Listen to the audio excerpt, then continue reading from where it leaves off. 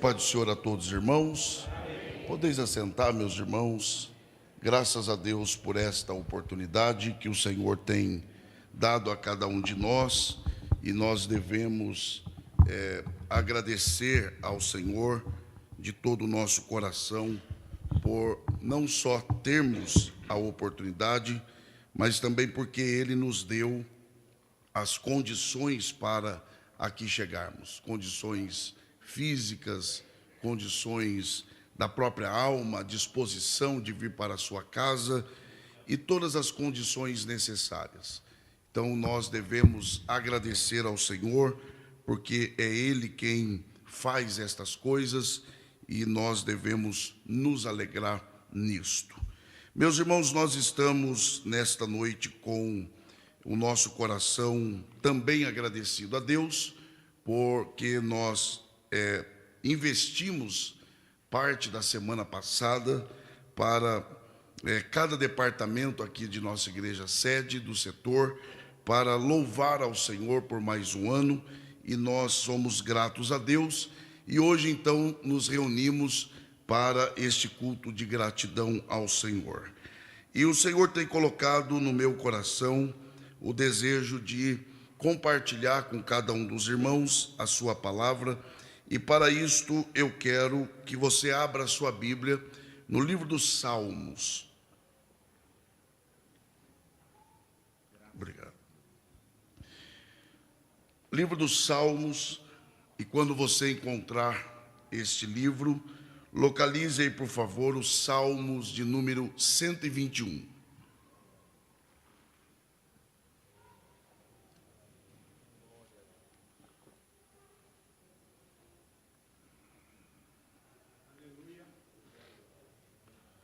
Salmos de número 121. Os irmãos que encontraram, por favor, digam amém. Amém. A palavra do Senhor diz assim a nós: eleva os olhos para os montes, de onde me virá o socorro? O meu socorro vem do Senhor, que fez o céu e a terra. Não deixará vacilar o teu pé. Aquele que te guarda não tosquenejará. Eis que não tosquenejará, nem dormirá o guarda de Israel. O Senhor é quem te guarda. O Senhor é a tua sombra à tua direita. O sol não te molestará de dia, nem a lua de noite. O Senhor te guardará de todo mal. Ele guardará a tua alma. O Senhor guardará a tua entrada e a tua saída, desde agora e para sempre. E os que podem, digam amém. Este é um salmo conhecido de todos nós. Nós estamos, eu diria, acostumados com esse salmo. Então não é um salmo novo, eu diria, para todos que aqui estão. Nós temos familiaridade com esse salmo. Agora, algumas coisas precisam ser consideradas se nós queremos, com a ajuda de Deus, extrair algumas lições que sejam válidas para os dias de hoje, já que este é um livro de natureza poética e, portanto, ele não tem o objetivo e nem as condições de estabelecer doutrina.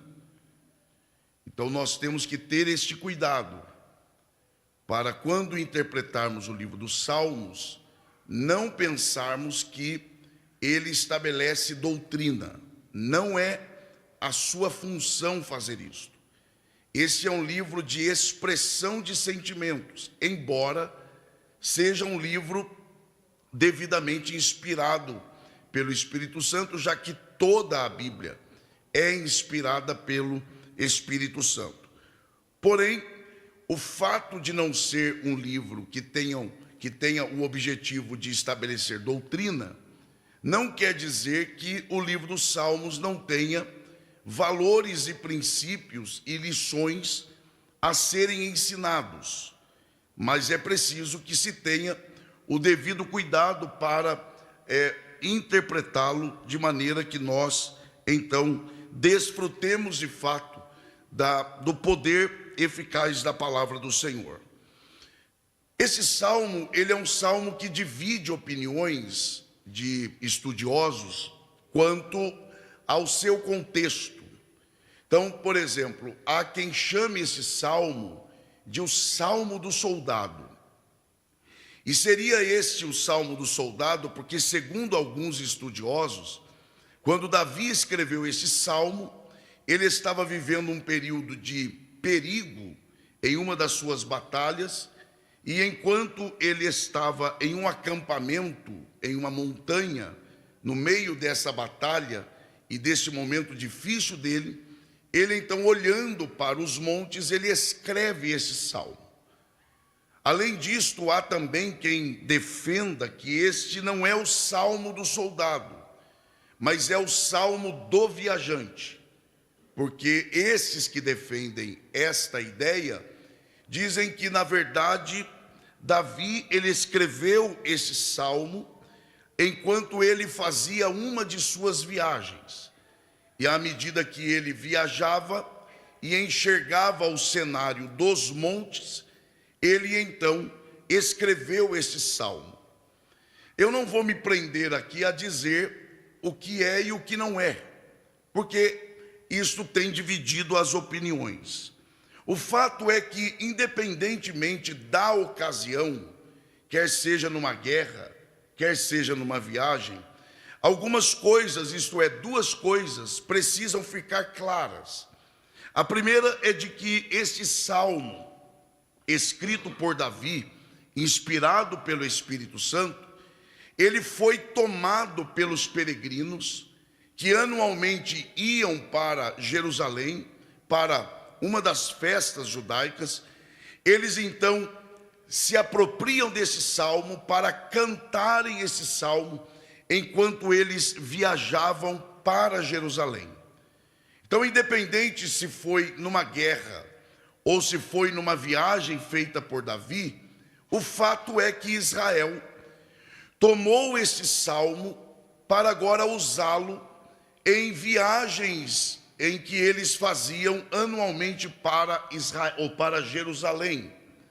Daí porque esse salmo faz parte daquele grupo de salmos chamado de salmos de degraus. Então, isto é um fato. Independente de qualquer outra coisa, Israel usava esse salmo com esta finalidade. Uma outra coisa que precisa ficar clara é que, independente do lugar ou das circunstâncias, nós estamos sempre expostos a perigos. E diante desses perigos, a partir desse salmo, nós somos convidados, assim como Israel era convidado, a confiar em Deus, a confiar no cuidado de Deus, a descansar no fato de que Deus é aquele que guarda a nossa vida. Porque as viagens para Jerusalém, elas eram viagens perigosas, elas reservavam perigos, e isto causava preocupação nesses judeus peregrinos, e eles então usavam esse salmo, recitavam esse salmo, para se lembrarem de que Deus é um ser que cuida do seu povo. Então nós podemos, e não só podemos, devemos nos apropriar desse fato e também descansarmos em Deus, mesmo sabendo que esta vida é perigosa, mesmo sabendo que vivemos momentos em que poderemos ser tomados de assalto ou sermos surpreendidos por alguma situação difícil. Mas esse é um salmo que nos convida a descansar no cuidado de Deus. Quando você olha para esse salmo, há dois convites básicos aqui. O primeiro é a renúncia. E esta renúncia, ela diz respeito a renunciar os nossos próprios meios de resolver os nossos problemas. Renunciar à força do nosso braço. Renunciar à nossa própria capacidade. E o segundo convite é nos satisfazer em Deus, no sentido de que nós devemos acreditar que Ele é capaz de nos guardar, Ele é capaz de nos proteger. E é isso que Deus está falando conosco aqui nessa noite. Ele cuida de nós, Ele protege a nossa vida. Quantos creem nessa palavra, digam glória a Deus. Então, esse é o salmo do viajante. Se não originalmente falando, pelo menos depois se tornou. E a descrição aqui é literalmente a de o povo de Israel caminhando em direção a Jerusalém, com a finalidade de adorar a Deus.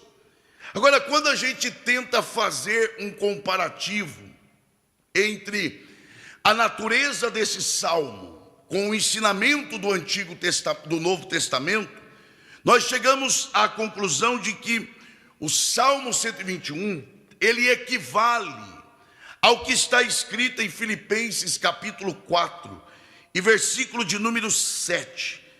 Filipenses capítulo 4 e versículo de número 7.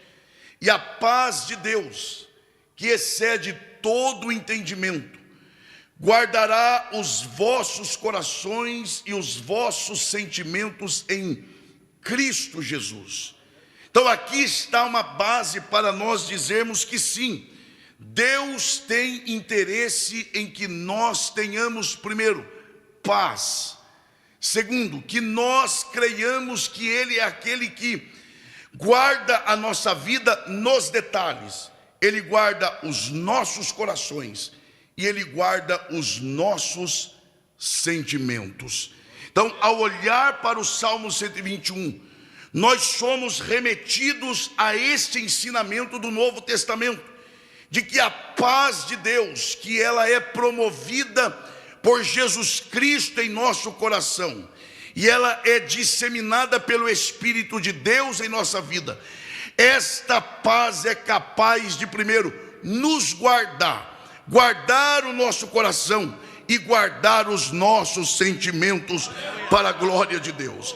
A ideia central desse salmo, ela pode ser resumida em uma palavra. Aliás, esta palavra ela é repetida 6 vezes nesse salmo. É um salmo de apenas 8 versos. E a palavra, o verbo guardar, aparece 6 vezes. Portanto, a ideia central aqui é: Deus é quem nos guarda, Deus é o nosso protetor. Aleluia. É isso que Ele está falando conosco. Eu protejo você, eu guardo você, eu preservo a sua vida. Então, Deus está dizendo isso, ou nós podemos aprender a este respeito, a respeito do cuidado de Deus para com o seu povo. Agora, observe então que esse hino era cantado por Israel enquanto eles viajavam. Agora, olhando detalhadamente para os versos desse salmo, a primeira parte é exatamente os 2 primeiros versos. E nesses 2 primeiros versos, há algumas coisas que precisam ficar claras. Por exemplo, fica claro aqui para nós de que o salmista estava em um momento de tensão. Ele estava em um momento de ansiedade. E terceiro, ele também estava em um momento em que ele reconhecia a sua incapacidade de lidar com os seus próprios dilemas. Esse é o quadro. Não se sabe ao certo o que o salmista estava vivendo. O fato é que ao lermos, eleva os olhos para os montes, De onde me verá o socorro? Ele é um ser que está demonstrando que carece de ajuda, que precisa ser socorrido. Portanto, podemos afirmar que, se não sabemos onde estava, o que de fato estava vivendo, o fato é que podemos afirmar que ele estava tenso, estava ansioso, e ele estava reconhecendo que a sua capacidade de guerra, o seu conhecimento dos lugares mais perigosos daquela região, não era capaz o suficiente de lhe garantir segurança. Ele está em perigo. E aí então ele diz que ele eleva os olhos, ele levanta os olhos. E esta expressão, ela é uma expressão que deve nos chamar a atenção, porque vejam, à medida que Israel caminha para Jerusalém, imagine a cena, um judeu caminhando, peregrinando em lugares perigosos, pedregosos, espinhosos, com ribanceiras, com a possibilidade de salteadores. Imagine de dia o sol, à noite o frio, e eles estão caminhando. E agora imagine esta palavra no contexto deste povo viajando. Eleva os olhos. Se este é o contexto do povo caminhando para Jerusalém, ao levantar os olhos e contemplar o monte, este monte certamente era o monte mais desejado pelos judeus, que é onde estava edificada Jerusalém, no alto, no monte. Lá estava o templo.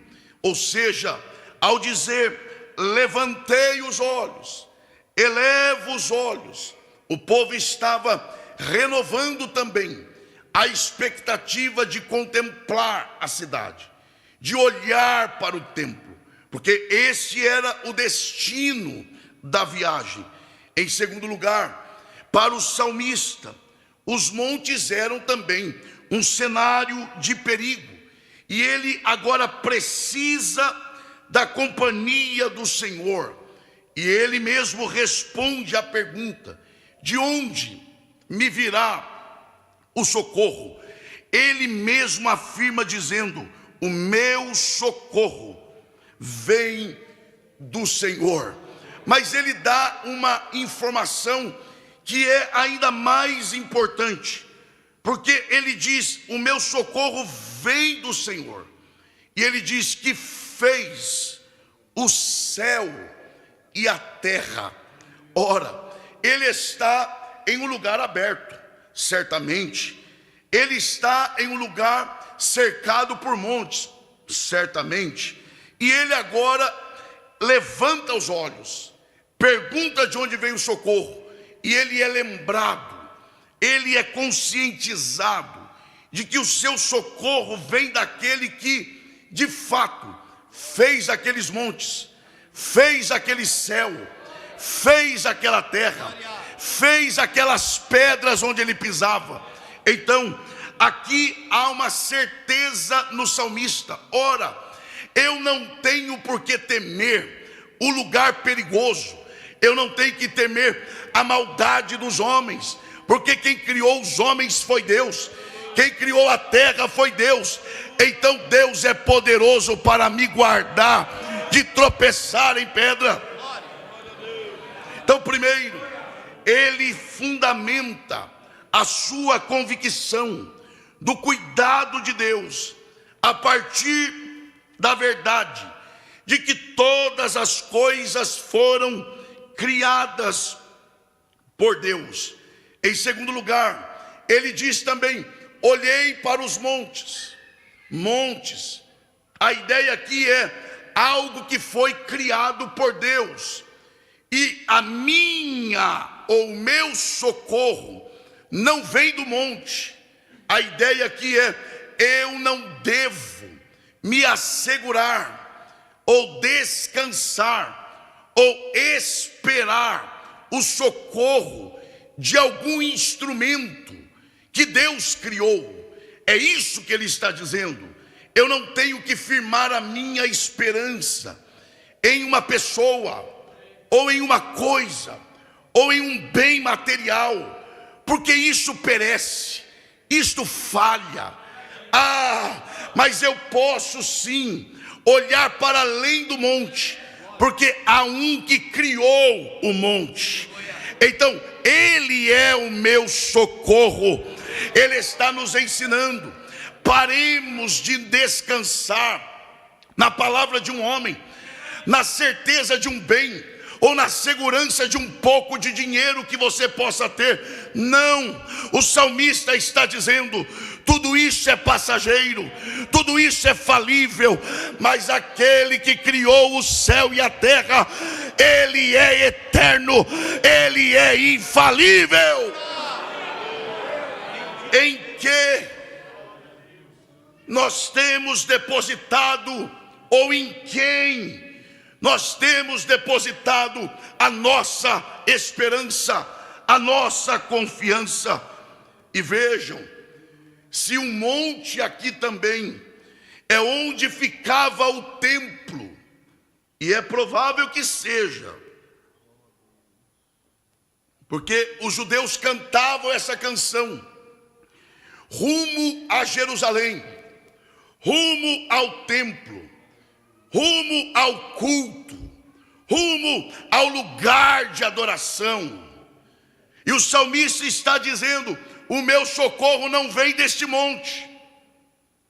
E aqui é preciso parar um pouco, porque ele também está combatendo um outro problema, de pessoas que pensam que a segurança em Deus está no templo. Ele está dizendo não, principalmente no contexto judaico, em que eles centralizavam o culto no templo, em que eles centralizavam a experiência e a relação com Deus no templo. Ele está dizendo não, o socorro não está no templo, o socorro não está no sacerdote, o socorro não está nos levitas, o socorro está em Deus.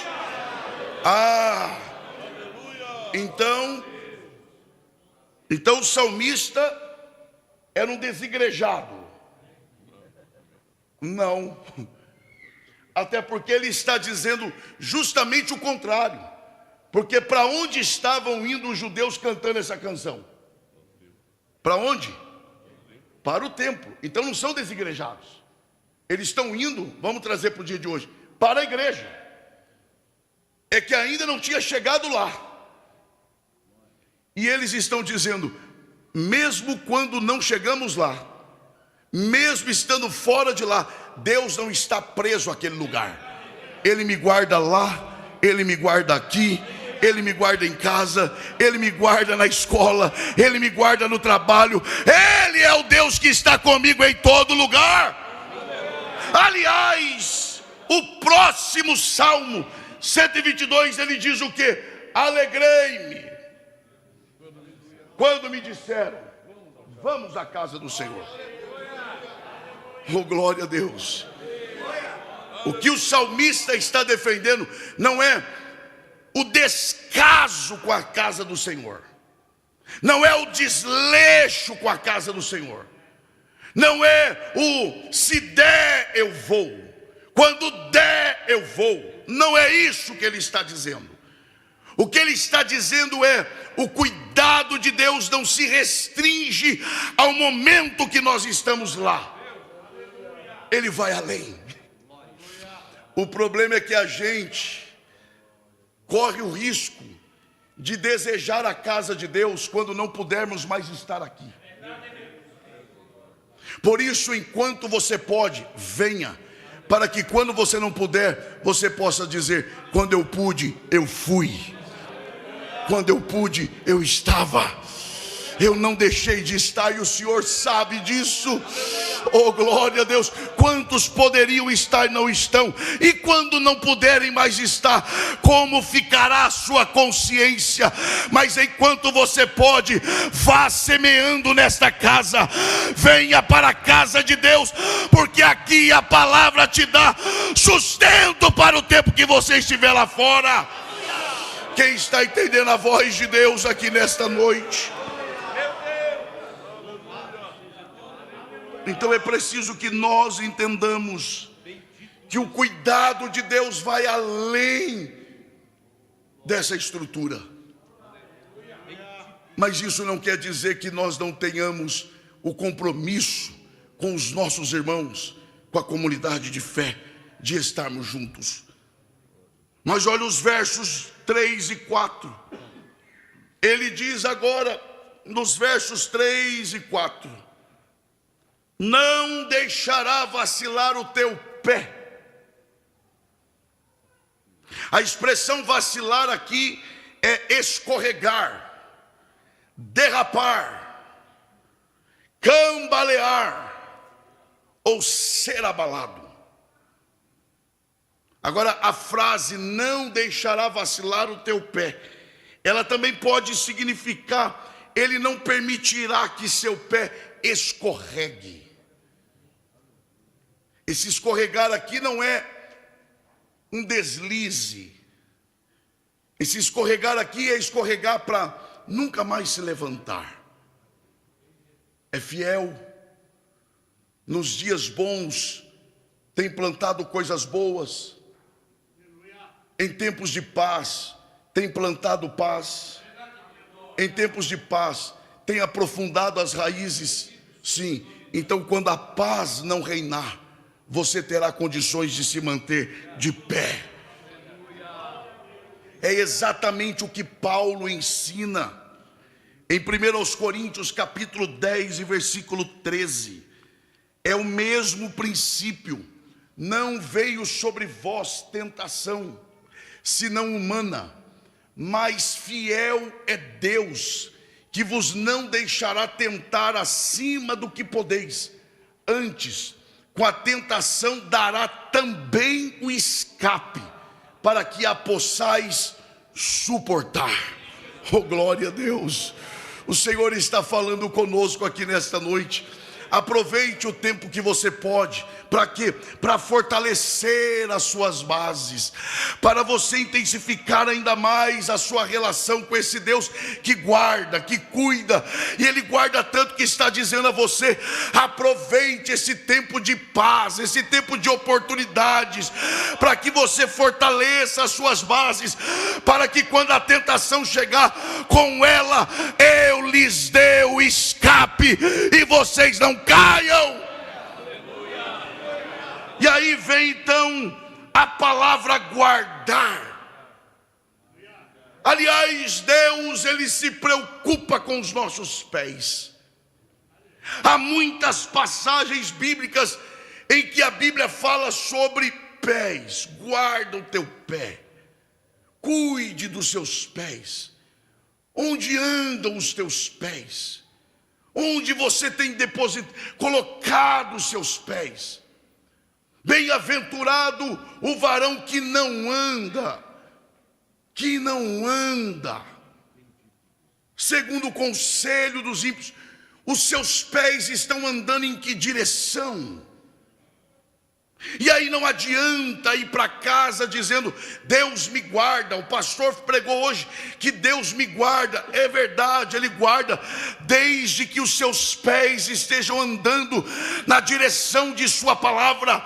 Porque quando vier a tentação, a própria palavra se encarrega de te dar o escape. Qual é a direção dos nossos pés? Ele guardará. A palavra guardar aqui é no mesmo sentido de Gênesis 2 e 15. O mesmo sentido. A ordem que Deus deu a Adão: e tomou o Senhor Deus o homem e o pôs no jardim do Éden para o lavrar e o guardar. Guardar. E aí é interessante, porque quando o homem peca, o homem é tirado de lá. E quem é que agora cuida do jardim?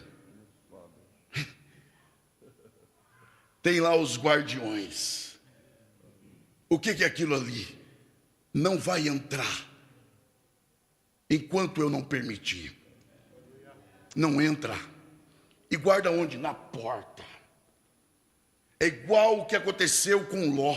Lembra de Ló? Com todos os defeitos de Ló, mas o compromisso de Deus com Abraão. Lembra quando os anjos foram em Sodoma e Gomorra? E aqueles homens queriam fazer mal a Ló. A Bíblia diz que os anjos pegaram Ló, porque ele tentou entrar na frente, pegaram Ló e o guardou por trás, fechou a porta e ficaram na porta, dizendo: passa por cima de mim, tenta passar aqui. Esta é a ideia. Deus é aquele que nos guarda. Oh, glória a Deus. Oh, glória a Deus. Ele é aquele que te guarda. Ele guarda a porta da tua casa. Ele guarda a porta do teu coração. Ele guarda a porta da sua mente. Ele guarda a porta da sua alma. Ele é o nosso Deus.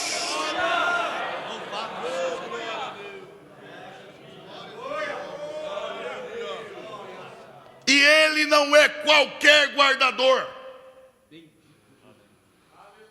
Eis, o que é que está escrito lá? Eis que não tosquenejará,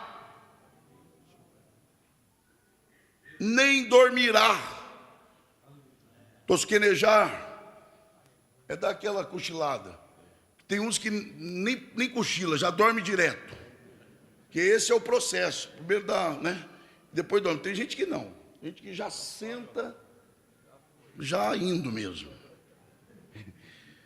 Senta indo, né? Já dorme. Tem uns que dormem em pé. Eu conheci e não é aquela história, o primo do não. Conheci um que dormia no semáforo e pedia para o companheiro: olha, quando abrir você me chama. Aí, tá, pronto. Aí ia somando, né? Um tempo no dia.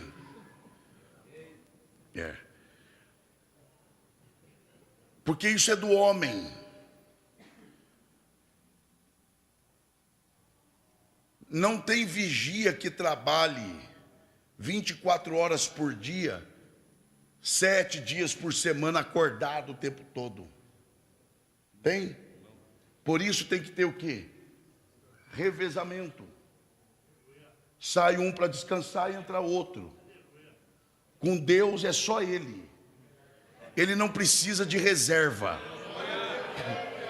Ele não precisa de revezamento com ninguém, porque Ele não fecha os olhos.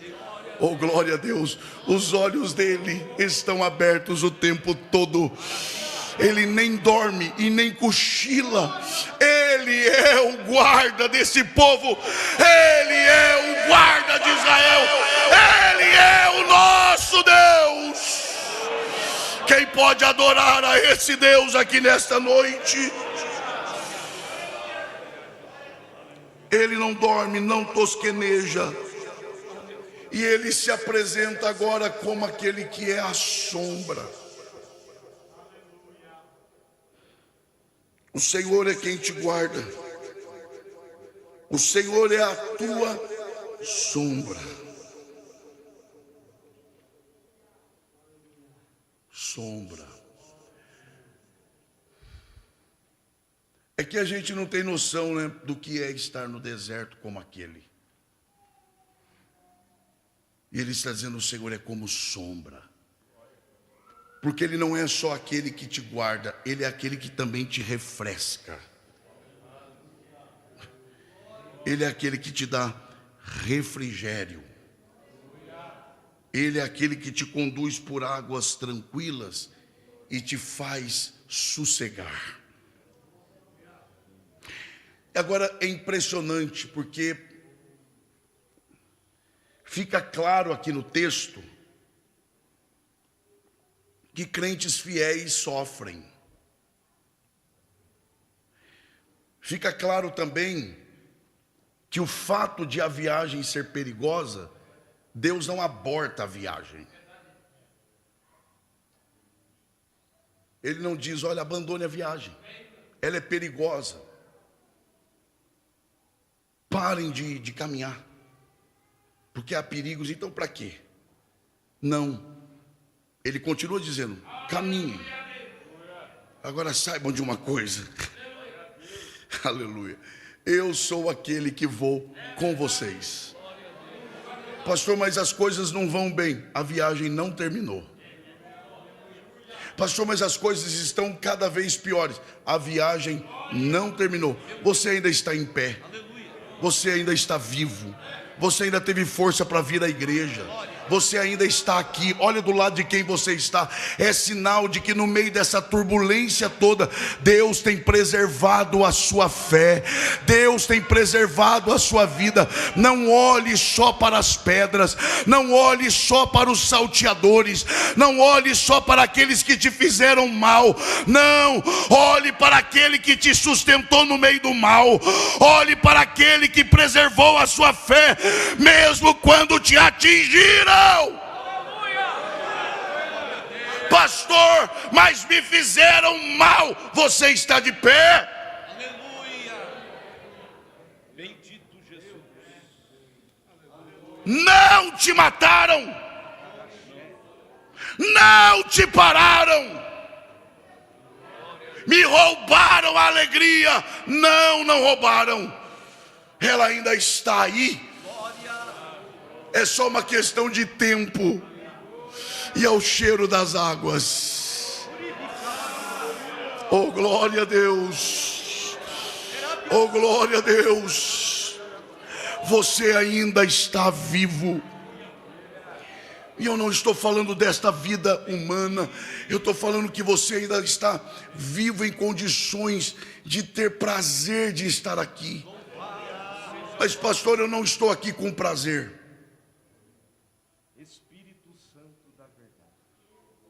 Mas alguma coisa ainda te traz.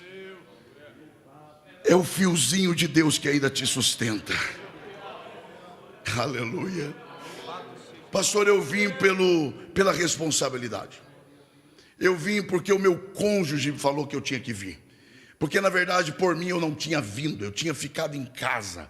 Eu tinha ficado deitado na frente da televisão comendo pipoca. E é isso mesmo, essa era a minha vontade. Eu queria ficar em casa. Pois é, você não ficou. Eu vim porque alguém me forçou. É o fiozinho de Deus ainda para você. É ainda Deus dizendo para você, eu ainda estou te segurando. E pare de brigar com essa pessoa, porque ela é a pessoa que Deus te enviou para ainda te dar sustento para vir para a casa de Deus.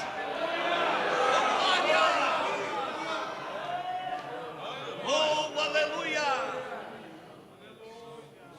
Glória. Bendito Deus. A presença dele. Glória a Deus. O Senhor é quem te guarda. O Senhor é a tua sombra à tua direita.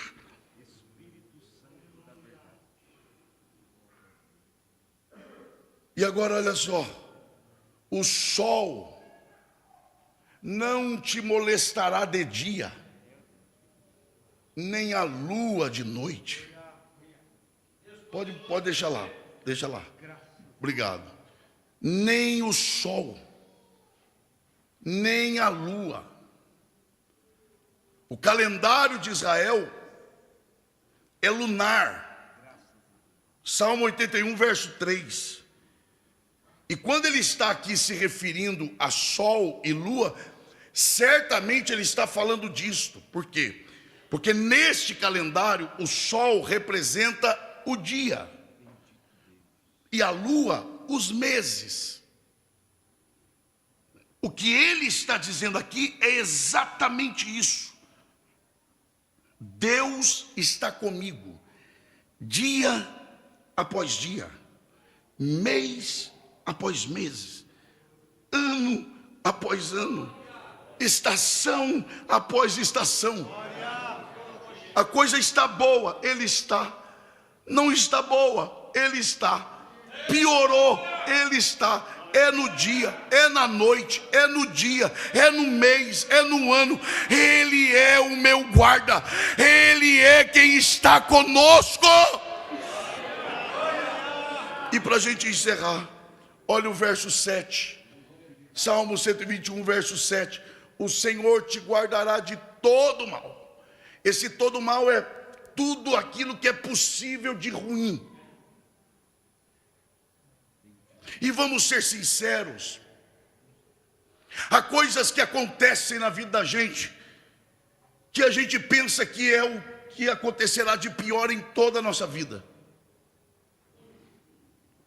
Tempos depois, vem outra situação e a gente diz, aquilo não foi nada. E não desanimem, poderemos viver situações que diremos, aquilo também não foi nada. De uma coisa a gente não pode se esquecer, Ele pode até não nos privar, mas Ele nos guardará.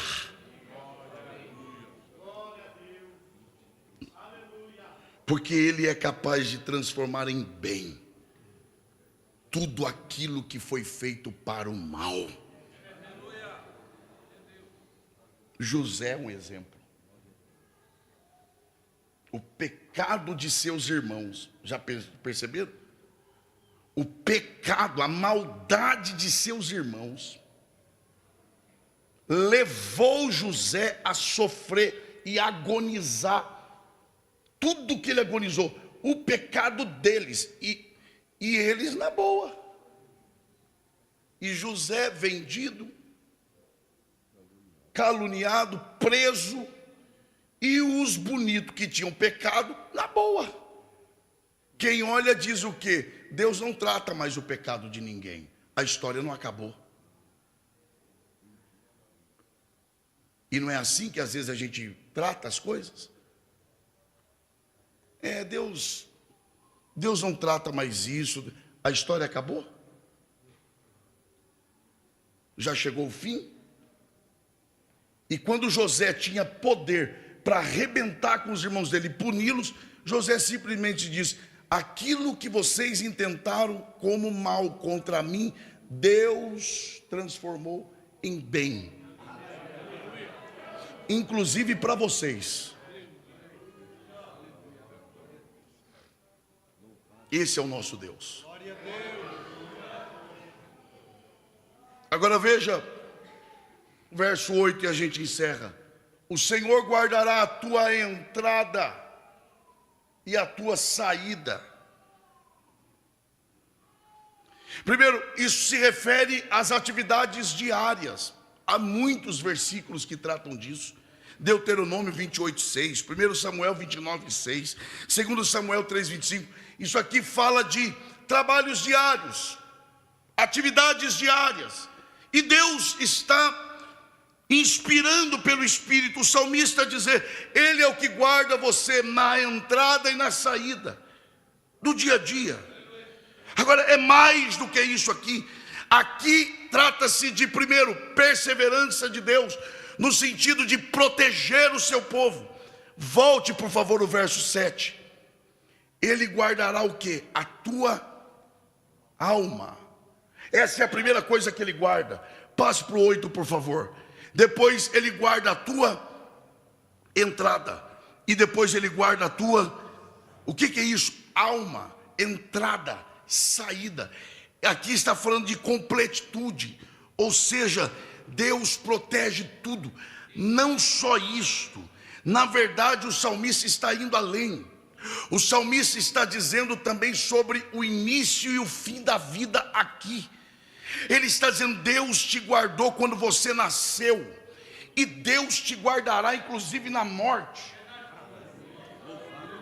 Não é da morte, é na morte. Eu vou repetir, não é te livrar só da morte. Ele pode ter te livrado da morte. Eu creio que Ele já me livrou da morte, e creio que Ele pode me livrar da morte. Mas chegará o dia que, se Jesus não vier até lá, eu não serei livrado da morte, mas Deus me guardará à sombra dEle na morte. E aí, guardado por Ele, nenhum mal mais me sobrevirá. Quem crê nesta palavra, adore ao Senhor. Ele é aquele que nos guarda. Ele é poderoso para nos guardar de tropeçar. Vamos ler e a gente encerra. Vamos ver se é isso mesmo. Judas, versículo 24. Judas 24. Ora, aquele, não é aquele, é aquele, ou seja, adoremos a Ele. Ora, aquele que é poderoso para vos guardar de tropeçar e apresentar-vos irrepreensíveis com alegria perante a sua glória. Oh, glória a Deus. E Ele não faz por dever, como muitos fazem ao vir na sua casa. Não, Ele faz com alegria. Eu guardo vocês de tropeçar. Quantas vezes você ia cair para nunca mais se levantar, e Ele foi lá e removeu a pedra. Ele foi lá e mudou o seu coração. Você tinha decidido: eu vou entregar tudo, eu vou parar com tudo, eu vou quebrar tudo isso aqui, vou abandonar minha casa, vou abandonar minha família, vou abandonar ministério, vou abandonar a igreja. Mas o Senhor de repente começou a mudar o seu coração, e você não entendia, as coisas estão mudando. É Ele guardando de você tropeçar com seus pés em pedra e te tornando em condições de ser apresentado por Ele irrepreensível.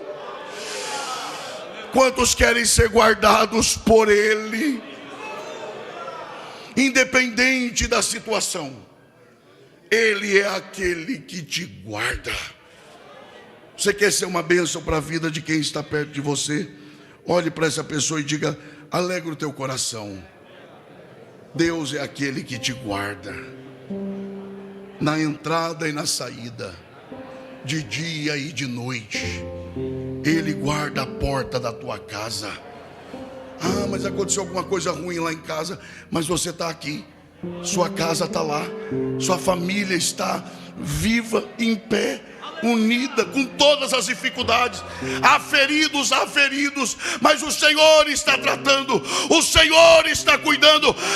Ele não te abandonou. E aí chegará o dia em que Ele nos guardará para sempre.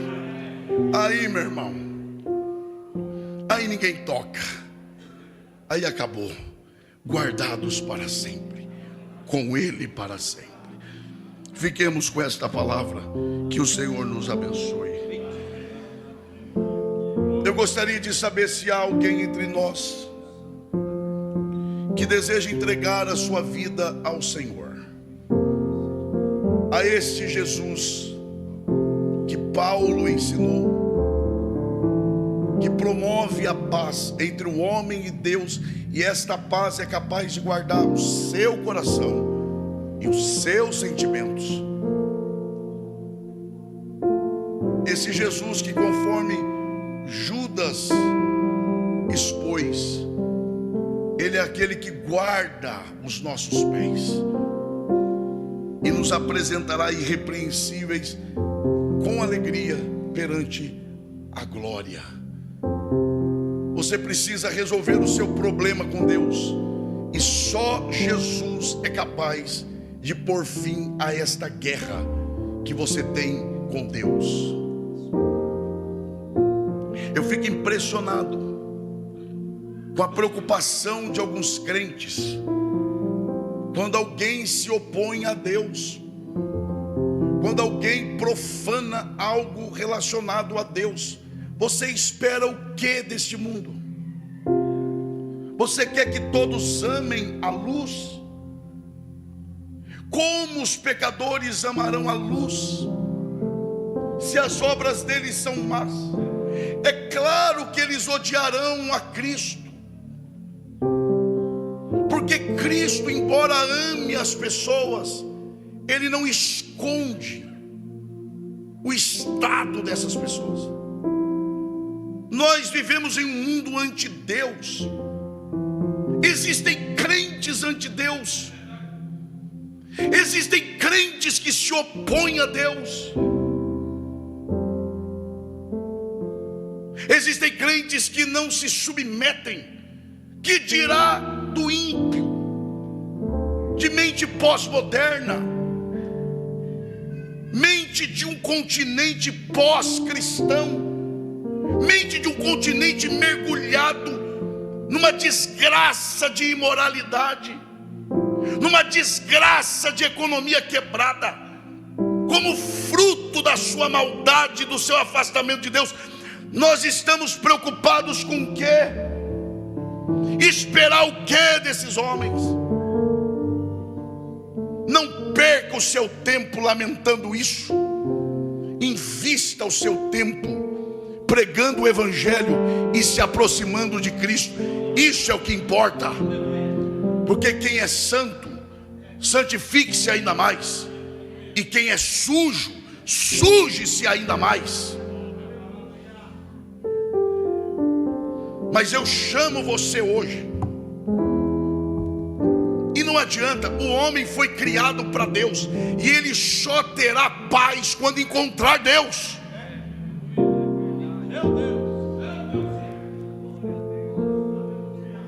Pode fazer o que quiser, ganhe o dinheiro que quiser, ganhe. Os milionários, alguns deles vivem trocando de mulher. Quando tem mulher, vai com o mesmo sexo. Quando não é isso, é droga. Quando não é isso, e vai. O que é isso? O homem só será inteiro quando encontrar com Deus. E não me olhe assustados. Essa é a minha missão. Como é que a gente quer que quem vive no pecado ame a luz? É isso mesmo. Zombar de Cristo, esse é o papel deles. E o nosso não é ficar na internet lamentando. Você está de brincadeira, meu irmão? Lamentando. Nem Cristo lamenta isso. Cristo deve olhar e dizer: eu já falei, esta é a condenação. Os homens amaram mais as trevas do que a luz, porque as suas obras eram más. É claro que eles vão colocar outra turma naquela mesa da ceia, porque aquela turma não aponta pecado de ninguém. Eles tiram Jesus porque Jesus revela o pecado, e ele põe aquele povo lá porque eles querem continuar pecando. Eu estou falando isso para encerrar dizendo: resolva o seu problema com Deus hoje. O seu problema não é falta de dinheiro. O seu problema não é o seu desemprego. O seu problema não é uma profissão que você não alcançou. O seu problema maior é com Deus. E só Jesus resolve esse problema.